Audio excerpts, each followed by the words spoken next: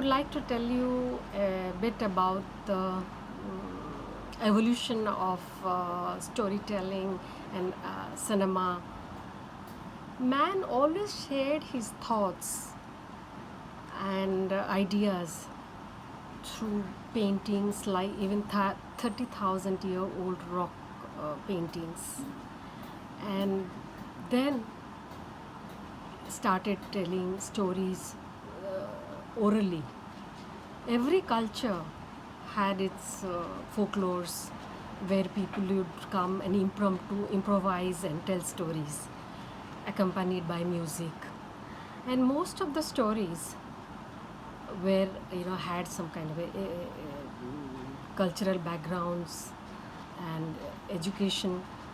And that's how the folklores were celebrated during religious times, festivals, and they told stories. And then it was also another way of preserving the culture. So after the oral history of telling stories, when we started writing them down on palm leaves and then later on papyrus or paper, then we started telling stories, writing down.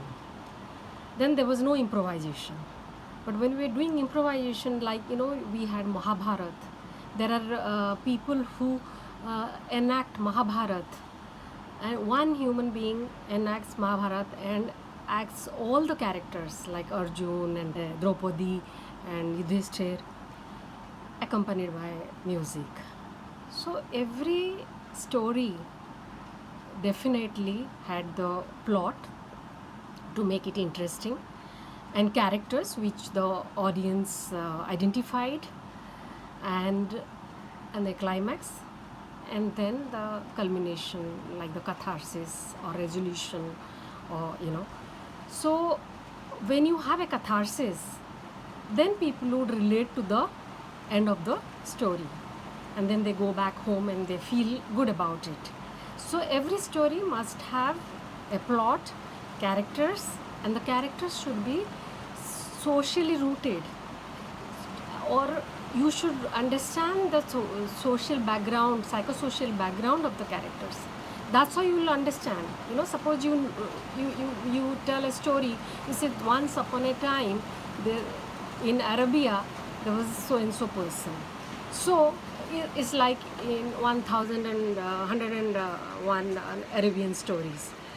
Like there was a king, and there was a princess who married. The king was cruel, and the king told the princess, if you tell me a story and the sun rises, it gets over, then you will be killed. So the Princess Sherzada, she started telling stories, and she devised to make it interesting, turns and twists, impromptu, so that the story would not end. And that's how she went on and kept on telling him stories for a few nights, and she was not killed. So that is 1,001 Arabian Nights. And we also have, for the children also, we had like Jatak tales, and in Greece they had Aesop tales, and the Jatak tales were Buddhist tales, which is more than 2,000 years old. And most of the Jatak tales would have a moral of the story. Like you have Mahadhanak, a greedy boy, and what happened to him, or through animals. Children would be interested in animals, or such characters. So most important thing is we must relate to the characters and their psychosocial backgrounds, and that's how we would understand and empathize with the characters. And so obviously then you have a climax and you have a payoff. So the payoff, and you feel happy about it. Even if you are sad, you have a cathartic moment, then you feel happy about it. Okay, you heard a good story or saw a good story through drama. So the plot, characters, climax, and payoff, these are the most important things. And then later on, what happened, that after the oral storytelling, Jatak tales and Aesop tales were printed. 100 years ago, we discovered cinema, moving images. So in the beginning, though, there were images and there were placards telling what is the gist of the scene because there was no sound. So the moving images started telling stories, and once we started using the sound as the dialogues, then we had we had to combine the dramatics, paintings, the colors when the color films came, colors like paintings, the rules of the paintings, and music to aid the emotions and tell a particular emotion, and dialogues. So that's how the cinema evolved in the 30s and 40s. And in the 40s, we had neorealistic cinema. So neorealistic cinema in India, we had Chetan Anand's Nicha Nagar, which won a grand prize in Cannes Film Festival. And then, of course, you had Desika's Bicycle Thieves, and you had Pathar Panchali. These are the films. In the 40s to 50s, we had this neo-realistic cinema all over the Europe and in India. So Mr. Satyajit Ray's Pathar Panchali and Chetan Anand's Nicha Nagar. In that, I would say that how Satyajit Ray, he took the published short story and how he used cinematically. There's a scene in Pathar Panchali which you should know that there is Apu, a young boy. He goes to an open school, and the open school is basically there to few kids are studying, and the teacher is selling his things.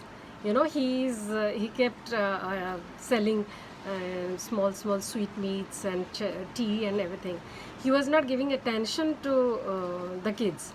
So when the kids started giggling, so he punishes them. So that was a slice of life of a village which Mr. Ray visualized and filmed with brilliant camera work by Subrot Mitra, and the black and white photography of Pathar Panchali was based on the German impressionistic cinematography. So it was a slice of life. After that, Mr. Ray made a film called Charulata. Charulata is based on Nashta Need, written by Tagore. And the Tagore story is about set in the late 18th century, 1890s. And that time, educated, rich, elite Bengali families, they were following Brahmo Samaj. So they were very modern. The wife also, the husband is a publisher, very busy, little elderly. And the wife was a young wife. She was intelligent. She was beautiful. She was intelligent. She had interest in poetry, music. So she was lonely. So to describe her loneliness, Charulata's first scene starts with Charu using a binocular and watching out of the window, seeing the people pass by, the monkeys and things like that. The guy who is taking the monkey to dance. And she had fleet of servants, so she didn't have to do any work. And she turns, and now she turns away from the road. She looks at the end of the corridor, her husband coming. This was not in the book, but Mr. Ray, as a filmmaker, he wanted to tell cinematically that Charu is there is a communication gap, and she's far away from her husband. So she sees him through a binocular. So that was amazing vision of Mr. Ray to show such a thing, which was not in the book. So how we can take literature as a basis of a plot and character, how we can film that cinematically. The latest film, the later film in the 70s, I would say that everybody must have seen Coppola's Godfather 1. In Godfather 1, it was based on Mario Puzo's book. So there, the way Coppola showed, Don has got a godson, Johnny, and Johnny wants a role in a film. So he sends his man, Robert Duvall, to the producer, and the producer says, nothing doing, I cannot give Johnny a role in the film. So he said, well, Don doesn't like, that's Marlon Brando, Don doesn't like to hear negative news. So he comes back, Robert Duvall comes back, and the film producer has a sprawling house with swimming pool, and the camera slowly pans from the swimming pool and slowly tracks and enters his bedroom, and slowly as the camera tracks and the man wakes up, the producer wakes up, and he feels something, and he pulls out his hand from the quilt and sees blood. He opens the quilt, pulls out the quilt, and he discovers the head of a horse, his favorite horse, which he had shown it to Robert Duvall, Don's man. So I think that was a very cinematic way of showing that this Don is a terror. He can do anything to anybody when that person doesn't, listens to his request or goes against him. So visually stunning scene of Godfather, and Godfather is one of the finest films coming from America. So how we can take a story and do, express the scene visually. And I think what is the Film Society is doing is a very good thing.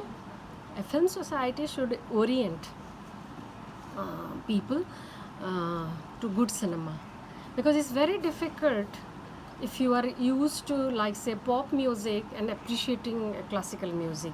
The same way, if you're used to typical masala films, it would be difficult for you to appreciate good cinema. So the purpose of Film Society is to orient you to such good films, and then you can appreciate.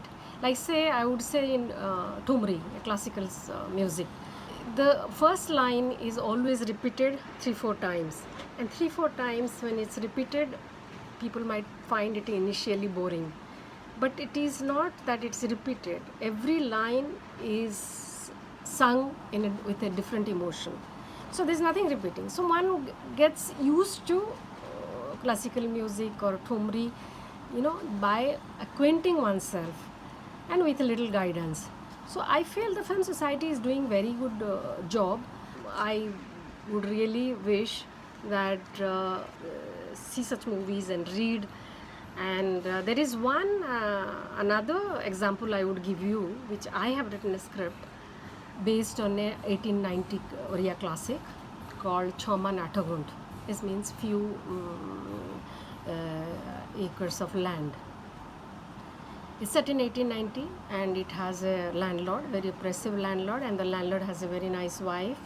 So in the book, Fakir Mohan Senapati says, wife is like water and the mistress is like wine. But when you say in literature wife is like water, means she's indispensable, and the mistress is like wine, means she's fun. But when I want to write a screenplay on it or a film, then I cannot just write this in one scene. I mean, I cannot explain it in one scene. So I have to devise a scene where I have to say something good about the wife, and the wife is indispensable in his life. So I had to work on a scene where the wife is indispensable and he reveres the wife. And another scene where I wanted to tell that the mistress is very playful, fun, and so he has really a lot of fun. But when he wants to go for a very important meeting, he's not including the mistress. So that means mistress is not indispensable in his life. So this is the way we can transfer literature and to cinema.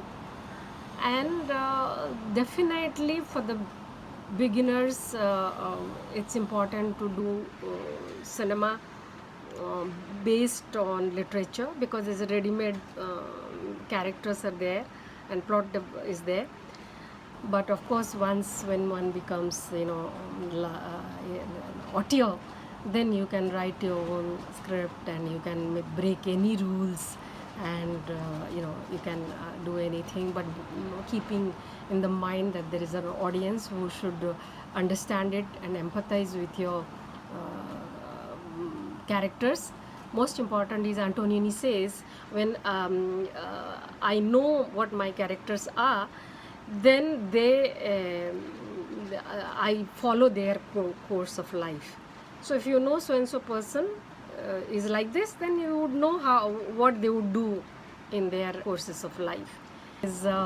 I have taken time, and you understood me, and I would love to show you my film Abhas, which is based on a two-page short story, and how I devised the screenplay and the characters were black and white. So how I made them gray to flesh them out, like most European, Russian and French novels have got gray characters, so they're more realistic.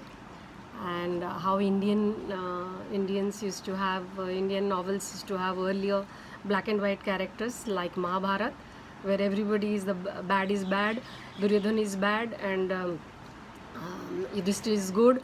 So there is no in between. This was for the general mass. But when we want to talk about literate mass public, then we have to talk about the gray areas of the human mind and characters. Thank you.